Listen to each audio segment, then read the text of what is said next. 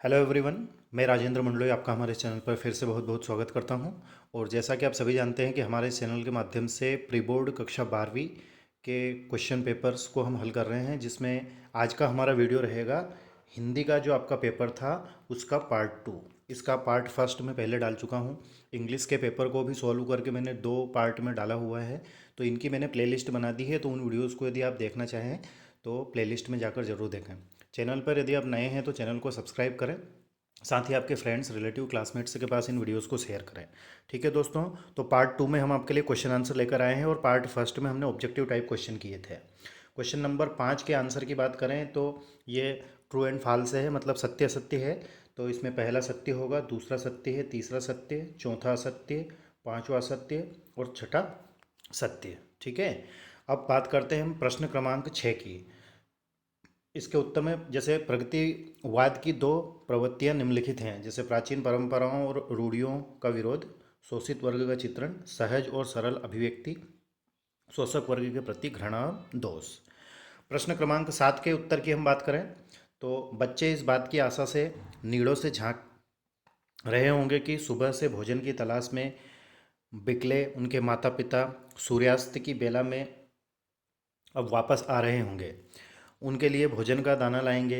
इस आशा में बच्चे नीड़ों से झांक रहे होंगे। देखिए कितना सुंदर राइटिंग में लिखा हुआ है इस प्रकार से। और एक ये जो लिखने का तरीका है, इसको यदि आप फॉलो करोगे और अच्छे से सुस्पष्ट शब्दों में यदि आप लिखोगे तो कॉपी जो चेक करने वाले हैं वो आपकी राइटिंग स्किल, मतलब लिखने के तरीके से, और अच्छे से यदि आप क्वेश्चन का आंसर देंगे तो वो इम्प्रेस होकर आपको पूरे पूरे नंबर देंगे, है ना। तो आप इसको भी फॉलो कीजिएगा क्योंकि काफ़ी अच्छे से लिखा हुआ है। क्वेश्चन नंबर 8वां है उपन्यास और कहानी में अंतर। ठीक है, तो एक तरफ हमने उपन्यास लिखा, दूसरी तरफ कहानी लिखा, और अच्छे से इसको अंडरलाइन भी किया है ना, ताकि वो और अट्रैक्टिव लगे। जैसे आकार में बड़ा होता है, कहानी आकार में अपेक्षाकृत छोटी होती है। पात्रों की संख्या अधिक होती है तो सीमित पात्र होते हैं, किसमें, कहानी में। कथा वस्तु का आकार व्यापक होता है, कहानी कथा वस्तु संक्षिप्त होती है, मतलब छोटी होती है। प्रेमचंद के अनुसार उपन्यास एक बगीचा है। ठीक है, कहानी उस बगीचे का सौरभ का, ठीक है, गुलदस्ता है। और गोदान प्रेमचंद कृत एक उपन्यास है, तो हार की चित सुदर्शन कृत एक कहानी है। ठीक है, ये एग्जाम्पल दिए गए हैं, तो बहुत अच्छे से लिखा हुआ है। आप इसको प्लीज़ फॉलो ज़रूर कीजिएगा ताकि आप भी अच्छे से अच्छे नंबर प्राप्त कर सकें। क्वेश्चन नंबर 9 है, जैसे भक्तिन का वास्तविक नाम लक्ष्मी था। लक्ष्मी अर्थात धन की देवी, किंतु नाम के अनुरूप उसका जीवन नहीं था, अर्थात वह बेहद गरीब थी। इसलिए वह लोगों के नाम बड़े दर्शन खोटे जैसी कहावतों के उपहास से बचने के लिए अपना नाम छुपाती थी। लक्ष्मी नाम उसे उसके माता पिता ने दिया था। भक्तिन को भक्तिन नाम महादेवी वर्मा ने दिया, क्योंकि भक्तिन ने गले में कुंठी की माला पहन रखी थी, अतः लेखिका ने उसे लक्ष्मी के बदले भक्तिन कहना उचित समझा। ठीक है, अब नेक्स्ट क्वेश्चन की ओर चलें। क्वेश्चन नंबर 11वां है, बिंब किसी पदार्थ का मानचित्र होता है। बिंब को कविता का अनिवार्य अंग माना जाता है। बिंब शब्दों द्वारा चित्रित किए जाने वाला वह न्यूनाधिक संविदात्मक चित्र है जो अंश का रूपात्मक होता है, अपने संदर्भ में मानवीय संवेदनाओं में संबंध रखता है। क्वेश्चन नंबर 12वां है ना।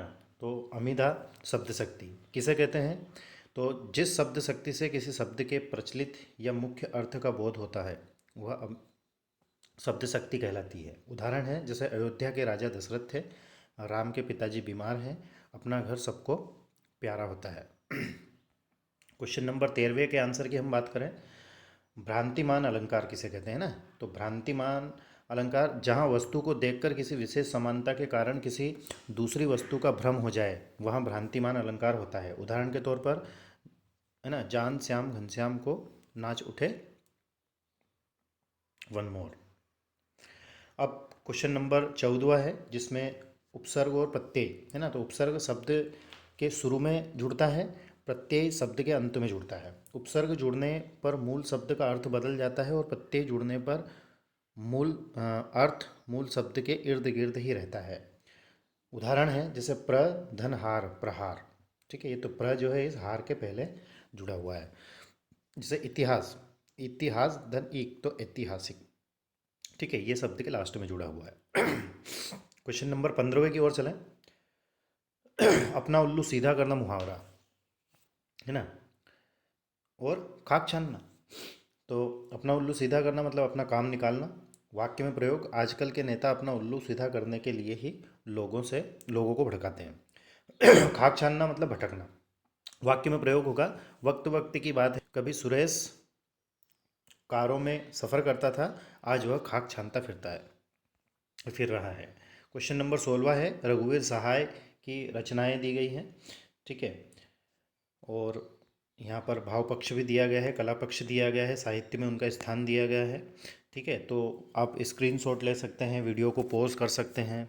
ठीक है, अब जैसे यहाँ पर हजारी प्रसाद द्विवेदी का के बारे में लिखा गया है ना। प्रश्न क्रमांक कौन सा है? 17वां। रचनाएं जैसे अशोक के फूल निबंध संग्रह है ना, चारूचंद्र लेख, बाण भट्ट की आत्मकथा उपन्यास है ना। अब भाषा जैसे शिक्षित परिवार से जुड़े होने के कारण आपकी भाषा परिमार्जित व परिष्कृत है, इसी कारण आपकी भाषा को प्रसन्न भाषा कहते हैं। आपने संस्कृत, उर्दू वो बोलचाल की भाषा का प्रयोग किया है, उन्होंने अपनी रचनाओं में मुहावरों व कहावतों का भी प्रयोग किया है। ठीक है, शैली और साहित्य में स्थान है ना। क्वेश्चन नंबर 18वां है, तो मैं आराम से इसको आपके सामने प्रस्तुत कर रहा हूँ, तो आप स्क्रीनशॉट ले सकते हैं। ठीक है, वीडियो को पॉज कर सकते हैं। किसी प्रकार का कोई डाउट या कोई क्यूरी रहे तो विदाउट एनी हेजिटेशन आप कमेंट्स कर सकते हैं। जैसे क्वेश्चन नंबर 21 है, इसमें संदर्भ प्रसंग सहित यहाँ पर व्याख्या करना है। जैसे संदर्भ में दिया गया है, प्रस्तुत गद्यांश हमारी पाठ्य पुस्तक के संकलित भक्ति नामक है ना रेखा चित्र से लिया गया है। इसकी रचयिता महादेवी वर्मा है ना। अब प्रसंग देखिए, आपको यदि आप इनको हाईलाइट करेंगे, अंडरलाइन करेंगे और अच्छे से स्पष्ट शब्दों में है ना लिखोगे तो आपको पूरे पूरे नंबर मिलेंगे, जैसा कि यहाँ पर लिखा गया है स्टूडेंट के द्वारा है ना।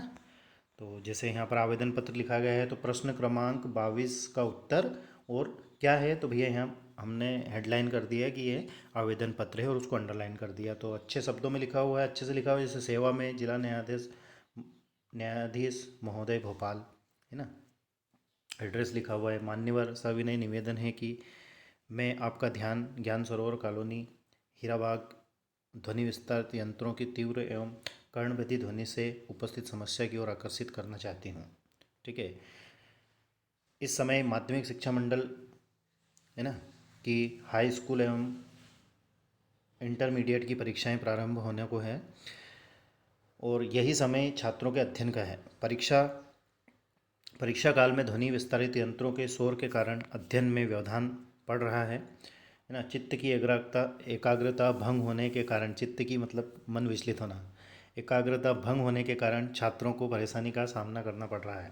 अतः आपसे प्रार्थना है कि अविलंब ध्वनि विस्तारित यंत्रों के बजाने पर प्रतिबंध लगाने का निर्देश पारित कर छात्रों को अनुग्रहित करें। ठीक है, वेरी गुड, बहुत अच्छे से लिखा है ना। अब क्वेश्चन नंबर 19वां है ना। जैसे कोरोना क्या है, तो कोरोना के ऊपर निबंध है ये भी अच्छा है। इसको आप प्लीज़ स्क्रीनशॉट लें या फिर इसको वीडियो को पॉज करके अच्छे से इनको नोट करें है ना। ठीक है, ये वीडियो यदि आपको पसंद आया हो तो प्लीज़ कमेंट्स करके ज़रूर बताएं। और पिछले वीडियोज़ यदि आपने नहीं देखे हैं तो उन वीडियोज़ को ज़रूर देखिएगा, मैंने प्लेलिस्ट बना दी है। ठीक है दोस्तों, thank you very much for watching. अपना ध्यान रखें, अच्छे से तैयारी करें, मन लगाकर तैयारी करें। ठीक है, thank you very much once again, please take care of your self.